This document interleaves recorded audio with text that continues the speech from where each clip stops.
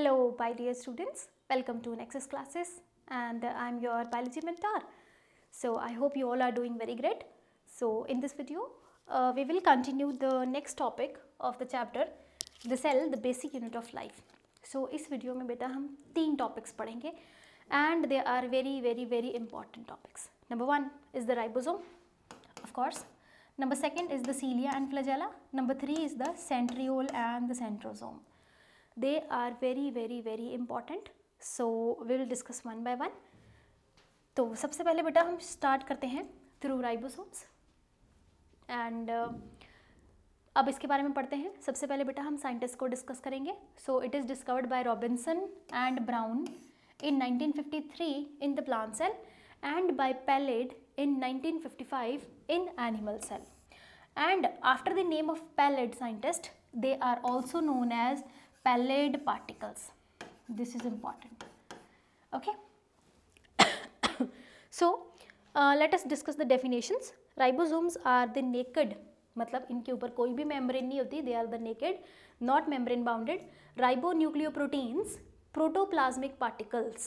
Okay, so they are just suspended into the into the cytoplasm.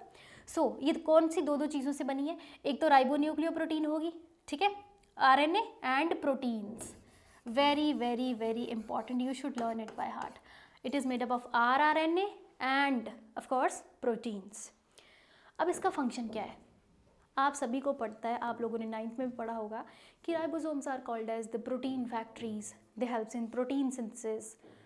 इस video के बाद आपको बिल्कुल क्लियर हो जाएगी कि how actually they helps in protein synthesis. करते क्या है वो एक्चुअली में. सो फंक्शन क्या है? Site for the protein synthesis and also known as protein factories. Very important. ठीक है, हाँ जी. So attach to ER with the help of. हाँ जी बेटे, जब हमने एंडोप्लाज्मिक रेक्टिकुलम किया था तो मैंने बताया था बेटे ER इज़ ऑफ 2 टाइप्स. 2 तरह का होता है. ऑफ कोर्स अब आप लोग खुद बता सकते हैं, एक रफ एंडोप्लाज्मिक रेक्टिकुलम और एक स्मूथ एंडोप्लाज्मिक रेक्टिकुलम. स्मूथ के ऊपर नो राइबोसोम्स, रफ के ऊपर राइबोसोम्स प्रेजेंट है. जैसे मान लीजिए ये न्यूक्लियस है, थोड़ा छोटा कर देते हैं, ये न्यूक्लियस है, ठीक है. अब इसके अराउंड ये रहे एंडोप्लाज्मिक रेक्टिकुलम, ठीक है. ये मैंने बना दिया, ज़्यादा नहीं बनाऊंगी, जस्ट एक ये आ. अब इसके ऊपर प्रेजेंट थे ये रहे राइबोसोम्स, ठीक है. पिंक वाले ये क्या है? राइबोसोम्स. अब ये क्या बन गया? RER, rough endoplasmic reticulum. और मैंने बताया था कि ये जो राइबोसोम्स हैं ये RER पे अटैच्ड होते हैं with the help of a protein. अब आप मुझे बताइए खुद उस प्रोटीन का नाम क्या है? That is ribophorin. We have discuss that in detail. Okay, so I hope इतना क्लियर है बेटा आपको. हाँ जी, आगे चलते हैं. अब बेटे स्ट्रक्चर की बात करते हैं राइबोसोम्स की. एक तो पहली चीज़, ribosomes are synthesised in nucleolus. ये मैं आपको ऑलरेडी बता चुकी हूँ कि जैसे मान लीजिए ये सेल है, न्यूक्लियस है ये, ठीक है, इट्स अ न्यूक्लियस. और न्यूक्लियस में एक तो आ जाता है लंबा सा क्रोमैटिन थ्रेड, ये रहा, और एक प्रेजेंट होता है डार्क हाईली कंडेंस्ड पार्ट जिसको मैंने बोला था it is nucleolus. And this nucleolus helps in the formation of synthesis of ribosomes. Very important, very important. हाँ जी. राइबोसोम्स कंसिस्ट ऑफ 2 अनइक्वल सब units. This is very important. 2 सब units से मिलके बनता है. जो 2 सब यूनिट्स होते हैं ना बेटे, वो साइटोप्लाज्म में ऐसे बिखरे पड़े होते हैं, ठीक है, वो जॉइन नहीं होते. हाँ, वो जॉइन होते हैं with the help of magnesium ions. जब मैग्नीशियम आयन की कंसेंट्रेशन होती है उतनी जितनी चाहिए, तब ये क्या होते हैं, ये आपस में एक लार्जर सब यूनिट हो जाती है, एक स्मॉलर सब यूनिट हो जाती है. ये जुड़ जाते हैं और ये बना देते हैं एक राइबोसोम, ठीक है. तो ये बड़ी यूनिट है तो of course this is called as larger, और ये क्या है? स्मॉलर सब यूनिट. ओके. सो 2 जुड़ती हैं with the help of magnesium ion. ये आपको याद रखना है. Very important. Means magnesium ion is required for the joining of larger and smaller subunits of ribosomes. Now see. हाँ जी. अब बेटे क्या होता है, 2 तरह के ऑर्गेनिजम्स होते हैं, ये आप सभी को पता है, मैंने फर्स्ट वीडियो में भी आपको समझाया था. एक होते हैं प्रोकैरियोट्स और एक होते हैं यूकैरियोट्स. प्रोकैरियोट्स और यूकैरियोट्स दोनों में ही राइबोसोम्स प्रेजेंट होते हैं, बट उनके यूनिट्स में, उनके सब यूनिट्स में फ़र्क होता है। कैसे होता है वो हम अभी देखेंगे। Very very very important again, ये देखिए इस तरफ है प्रोकैरियोटिक राइबोसोम, मैं बीच में लाइन लगा देती हूँ, और उधर है यूकैरियोटिक राइबोसोम्स। अब इसका राइबोसोम देखिए, दिस इज द लार्जर सब यूनिट, ये है 70S, मीन्स प्रोकैरियोटिक राइबोसोम कौन सा होता है 70S। बेटे ये जो S होता है ना, S stands for Svedberg. Again after the name of the scientist, Svedberg coefficient is the coefficient of sedimentation, ठीक है, सेडिमेंटेशन कोफिशिएंट है, coefficient, okay, and it is labelled as capital S। तो देखिए पहला हो गया 70S इन प्रोकैरियोट्स और eukaryotes में हुआ 80S। अब देखिए ये 70S बना दो सब यूनिट्स को ज्वाइन करके, जिसमें एक लार्जर सब यूनिट थी, एक थी स्मॉलर सब यूनिट, दोनों जोड़े। अब इसमें जो लार्जर सब यूनिट होगी प्रोकैरियोट्स में, पहली होगी 70S लार्जर और स्मॉलर होगी 30S। बेटे इसका मतलब ये नहीं है कि 30 + 50 + 30 इज इक्वल्स टू 80, ऐसा कुछ नहीं है, प्लस नहीं इसको कंसिडर करना। That is what the Svedberg coefficient lies, ठीक है। जब ये जॉइन होते हैं तो ऑफकोर्स उनका वेट थोड़ा सा कम हो जाता है। So don't get into the plus and minus things, okay, you just need to understand this right now पहली बड़ी सब यूनिट होगी 50S, छोटी वाली होगी 30S। ये आपस में दोनों ज्वाइन होंगी, ऑफकोर्स कब ज्वाइन होंगी, जब there is the sufficient amount of magnesium ions, very important. हाँ जी, इसके अलावा मैंने बताया था इसके अंदर SRNA होता है, that is very very very important, you should learn it by heart, कि जो 70S की लार्जर सब यूनिट है दैट इज़ द 50S, उसके अंदर 5S RNA और 23S RNA होते हैं, वेरी इंपॉर्टेंट। और जो स्मॉलर सब यूनिट है उसके अंदर होते हैं 16S RNA। ये डायरेक्ट क्वेश्चंस हैं बेटा, वेरी वेरी वेरी इंपॉर्टेंट। अब वैसे ही बात करते हैं हम लोग यूकैरियोटिक राइबोसोम की। तो यूकैरियोटिक राइबोसोम्स जो होते हैं दैट इज़ द 80S, ठीक है, and of course it is joined by two subunits, larger is the 60S and the smaller is 40S। अब इसको भी प्लस करके 100 नहीं बनाना, इन दोनों को प्लस करके 80S ही बनाना है, ठीक है। अब इसमें भी बेटा RNA प्रेजेंट होते हैं। सो सी इसके अंदर प्रेजेंट होगा जो 60S सब यूनिट है 5S RNA, 5.8S RNA, 28S RNA, very important. और इसी जो 40S सब यूनिट है उसमें प्रेजेंट होगा 18S RNA। All these are very very and direct questions, very very important and direct questions beta, you should learn it by heart. So I hope this is very much clear. ये आपके वैसे school में difference के form में भी आ सकता है। सो अब इसके फंक्शंस की बात करते हैं। पहला मैंने बता दिया, these are the protein factories, ठीक है, helps in protein synthesis. Second, it provides enzyme, very very important enzyme, this peptidyl transferase enzyme, ठीक है, this helps in the formation of peptide bond between the amino acids during the translation. बेटे translation का मतलब होता है protein बननी। जैसे मैं थोड़ा सा आपको इसके बारे में बताती हूँ, ज़्यादा नहीं, थोड़ा सा वी विल डिस्कस। ऑफकोर्स मान लीजिए ये सेल है और ये सेल का है न्यूक्लियस, ये वाला अंदर वाला, दिस इज़ द न्यूक्लियस। तो I just focus on nucleus, this is the cell. अब न्यूक्लियस के अंदर क्या होता है ये जो DNA था, डबल स्ट्रैंडेड DNA, इससे बनेगा बेटा mRNA। अब mRNA बाहर आके बनाएगा प्रोटीन, ठीक है। जब DNA से mRNA बना, this is called as transcription. जब mRNA से प्रोटीन बना, this is called as translation. So this is the 2 steps. सो ये क्या करता है, जब ये प्रोटीन बनती है, this is called as translation. उसमें ये एंजाइम लगता है जब अमाइनो एसिड्स आपस में जुड़ते हैं। कैसे जुड़ते हैं वो अभी हम नेक्स्ट डायग्राम में देखेंगे। हाँ जी, ये रही वो डायग्राम। अब इसमें देखिए, ये राइबोसोम्स का लार्जर सब यूनिट है ऊपर वाला, और ये नीचे वाला क्या है, स्मॉलर सब यूनिट। ये आप देख रहे हैं mRNA, ये वाला रहा mRNA, दिस इज mRNA। हाँ जी, अब इस mRNA के ऊपर आके जुड़ता है ये tRNA, और देखिए ये लंबे से अमाइनो एसिड्स निकल रहे हैं, और ये अमाइनो एसिड आपस में ज्वाइन होंगे, वो ज्वाइन होंगे with the help of this enzyme which we are discussing. This very very very important, okay, so this is how the protein is formed. अब थोड़ा सा और पढ़ लेते हैं इसको दोबारा से। मान लीजिए ये न्यूक्लियस है, न्यूक्लियस के अंदर क्या था, पहले डबल स्ट्रैंडेड DNA था, दिस इज द DNA। अब मैं ज़्यादा डिटेल में नहीं बता रही, बस आपको बेसिक सा कुछ बता रही हूँ, ठीक है। अब यहाँ से निकलेगा mRNA, this is called as transcription. ये सब कुछ हुआ अभी न्यूक्लियस के अंदर, ठीक है बेटा।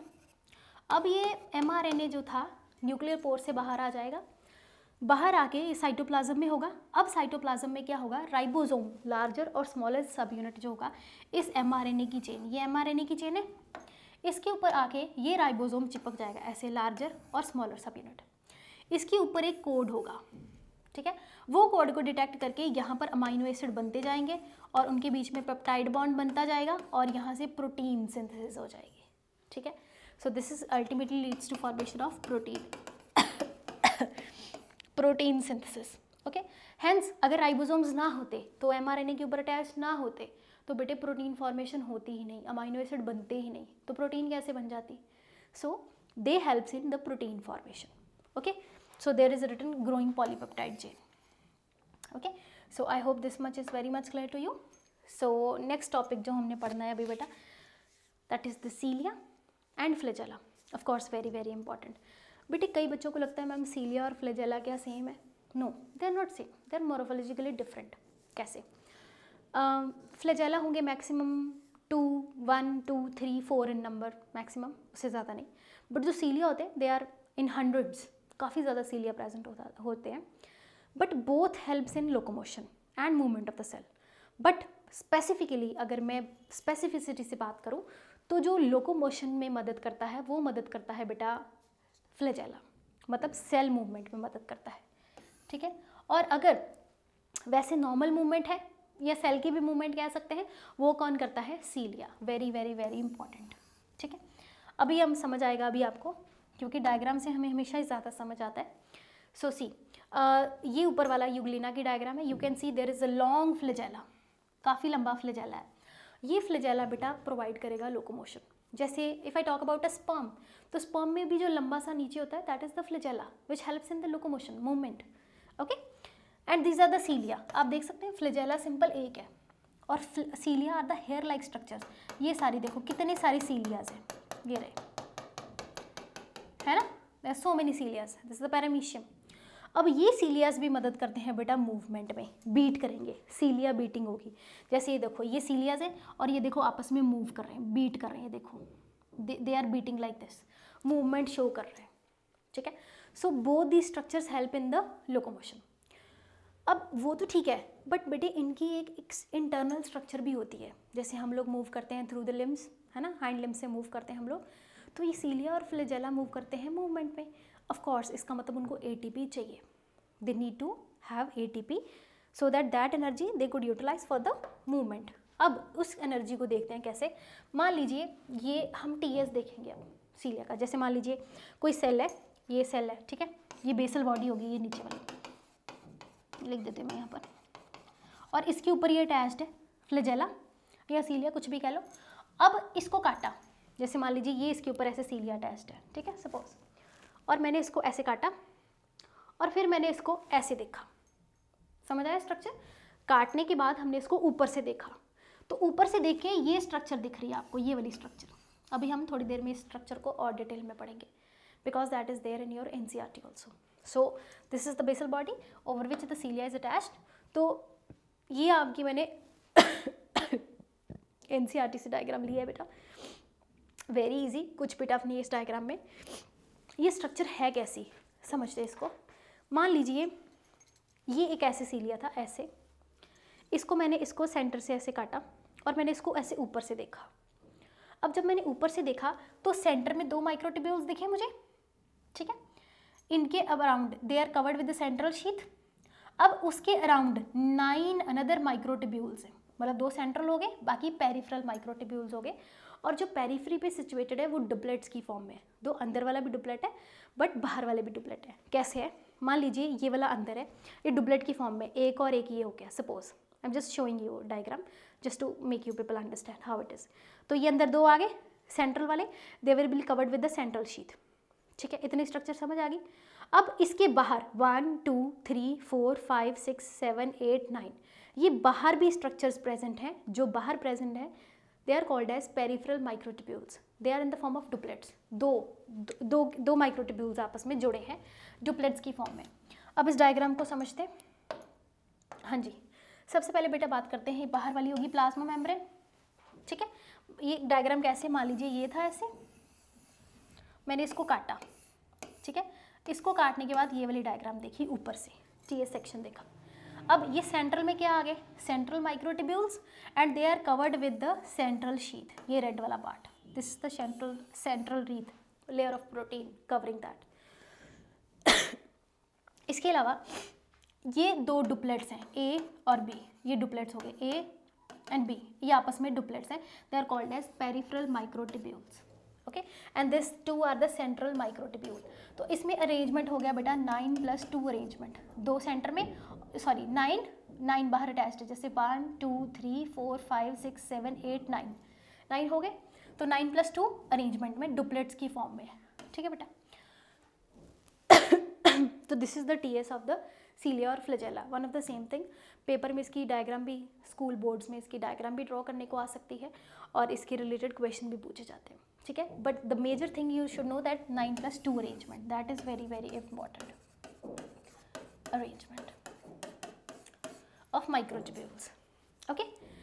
हाँ जी, आगे चलते हैं बेटा।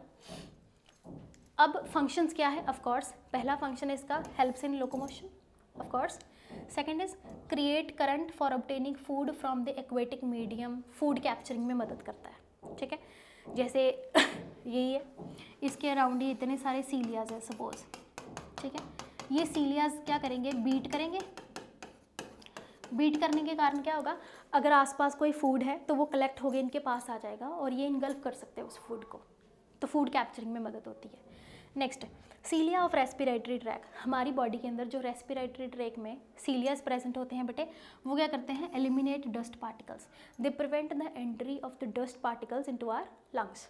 नेक्स्ट, इंटरनल ट्रांसपोर्ट में मदद करते हैं, एग इन ओविडक्ट। जैसे बेटा फीमेल्स में suppose this is the uterus, ठीक है, and there lies the long fallopian tube, और ये है ओवरी, ये इसके फिम्बरी होगी अटैच्ड आपस में। यहाँ पर क्या होते हैं, बहुत छोटे छोटे सीलियाज प्रेजेंट होते हैं यहाँ पर इंटरनल स्ट्रक्चर ओविडक्ट में, जो बेटे बीट करते हैं और एग को ट्रेवल कराते हैं टुवर्ड्स द यूट्रस, ठीक है। And of course they are sensory organ, very very important. Sense organs, sensory organ है, सेंसेस में मदद करता है ऑर्गेनिज्म की। So I hope this is clear. So we will move to next topic, that is the centrosome and the centriole. But this is again very very very important. क्या होता है, centrosome और centriole जो होते हैं, एक चीज़ समझ लो पहले, इनको मदद करनी है, they helps in cell division, cell को डिवाइड करने में ये मदद करेंगे, ठीक है। कैसे मदद करेंगे, दे फॉर्म स्पिंडल फाइबर्स, अभी समझते हैं इसको कैसे। Centrosome is the organelle usually containing 2 cylindrical structures called centrioles, very very very important। 2 centrioles होते हैं, मान लीजिए ये मैंने बना दिया बाहर, ये मैंने बनाया सेंट्रोसोम सपोज, ठीक है, स्फेरिकल स्ट्रक्चर हो गई। इसके अंदर 2 सेंट्रियोल्स प्रेजेंट होते हैं, एक सेंट्रियोल आ गया ये cylindrical structure suppose for your understanding, और दूसरा इसके 90 डिग्री पे होता है, ये रहा। So these two are the, जो मैंने पिंक से बनाया, दीज आर द सेंट्रियोल्स, और इसको बोलते हैं सेंट्रोस्फीयर, क्लियर। और ये हमेशा आपस में 90 डिग्री में रहेंगे। मान लीजिए सपोज दिस इज, तो ये एक रहा सेंट्रियोल, ये उसके ऊपर दूसरा सेंट्रियोल रहा, हो गया 90 डिग्री का एंगल इन दोनों में, और इसके बाहर कवर होगा सेंट्रोसोम पूरा का पूरा, ठीक है, that is called as centrosome. और इसमें ये 2 जो सिलेंड्रिकल स्ट्रक्चर्स थी, these are called as centrioles, okay बेटा। So there is the angle of 90 degree, very very very important. So मैंने बोला कि ये मदद करते हैं सेल डिवीजन में, बट बेटे they are absent in neurons and oocyte। बेटे क्योंकि न्यूरॉन्स और oocyte, न्यूरॉन्स मीन्स हमारे ब्रेन सेल्स, oocyte में ये एब्सेंट होते हैं, and both these do not divide, ना न्यूरॉन डिवाइड करते हैं ना oocyte डिवाइड करता है। जितने बन गए बस, बचपन से जितने, मतलब जब छोटे होते बन गए जितने, ठीक है, उसके बाद कुछ नहीं, ओके। सो oocyte भी जितना एम्ब्रियोनिक स्टेज में बन गए, उसके बाद कुछ नहीं बनता, okay. So this is very important. Now see, centrosome is the point of origin of mitotic spindle. मैंने बताया कि वो स्पिंडल फाइबर्स में मदद करते हैं और ये जो स्पिंडल फाइबर्स होते हैं फर्दर मदद करते हैं इन सेल डिवीजन। ठीक है, डिवीजन ऑफ सेल में कैसे, मान लीजिए ये सेल है, suppose I am just giving you an example, this is a cell. अब इसमें ये आ गया एक सेंट्रोसोम, दूसरा सेंट्रोसोम, और यहाँ पर ये क्रोमोसोम पेयर्स में प्रेजेंट है और ये बनाएंगे ऐसे स्पिंडल फाइबर्स, ये रहे, ये बनाएगा ये सेंट्रोसोम जो कि इसको खींचेंगे आपस में और फिर आधे ऊपर चले जाएंगे, एक ऊपर वाला सेल और एक नीचे वाला सेल, ये क्रोमोसोम ये क्रोमोसोम ये क्रोमोसोम ये क्रोमोसोम। ठीक है, these spindle fibers are formed with the help of this centrosome. This is very very very important. हाँ जी, अब बात करते हैं इसकी स्ट्रक्चर की। देखिए ये सेंट्रियोल का टीएस काट के हमने देखा कैसे, इसके टीएस में थोड़ा सा फर्क है। जैसे बेटे इसमें हमने माइक्रोट्यूब्यूल ट्रिपलेट की फॉर्म में पढ़ना है, बट अंदर वाला सिर्फ एक ही होगा। जैसे हमने सीलिया फ्लैजेला का पढ़ा था, अंदर जो था पेयर में था, it was just like this, और उसके बाहर 9 प्रेजेंट थे, इसमें सिर्फ एक प्रेजेंट है अंदर की तरफ। ठीक है, सपोज ये अंदर की तरफ है और इसके बाहर 9, 1 2 3 4 5 6 7 8 9, क्लियर। और जो 9 होंगे वो प्रेजेंट होंगे इन द ट्रिपलेट फॉर्म। ये देख रहे हैं आपको ट्रिपलेट की फॉर्म में 3 पेयर्स, ये रहे 3 3 ऐसे 3 की फॉर्म में। तो ये आ गया एक सेंटर वाला, थोड़ा सा नीचे बना देती हूँ उसको, let me make it again. हाँ जी, तो ये मैंने बनाया सेंटर वाला। ठीक है, अब इसके बाहर प्रेजेंट होंगे 9, 1 2 3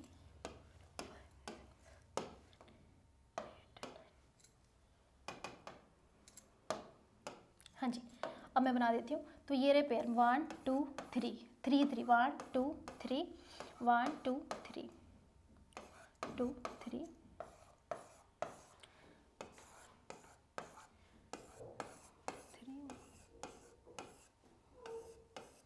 ये ऐसे पेयर में प्रेजेंट है। ठीक है, और ये हो गया ए बी और सी। ठीक है बेटा, तो फिर ये आपस में अटैच्ड होंगे। ये ऐसा इनका ये वाला माइक्रोट्यूब्यूल, ये वाला ट्रिपलेट मैंने बनाया, ये वाला ए बी सी वाला। ठीक है, और ये दोनों हैं आपस में जैसे 90 डिग्री पे अटैच्ड है। तो मैंने इसको एक वाले को लिया, ऐसे काटा और ये मैंने आपको ऐसे शो किया, ये स्ट्रक्चर होती है। तो this structure is somewhat similar to, you can see here, let me go back. हाँ जी, ये स्ट्रक्चर की जैसा दिख रहा है आपको, बाहर plasma membrane, peripheral tubules and central microtubule. ठीक है, सो ये और इसकी और उसकी स्ट्रक्चर सीलिया फ्लैजेला की एंड सेंट्रोसोम की स्ट्रक्चर सिमिलर होती है विद रिस्पेक्ट टू माइक्रोट्यूब्यूल। बस फर्क उसमें क्या होता है, यहाँ पर है 9+2 अरेंजमेंट, उसमें 9+0 अरेंजमेंट होता है, that is important. Okay, so you should understand 9+0 arrangement, this is important. Okay, so I hope this is very much clear to all of you. So this is all about the cilia flagella, centrosome, centrioles and the ribosomes, and I hope your doubts related to this topic is very much clear, and I'll see you in the next video. Till the time, God bless you and happy learning. Stay blessed beta. Thank you.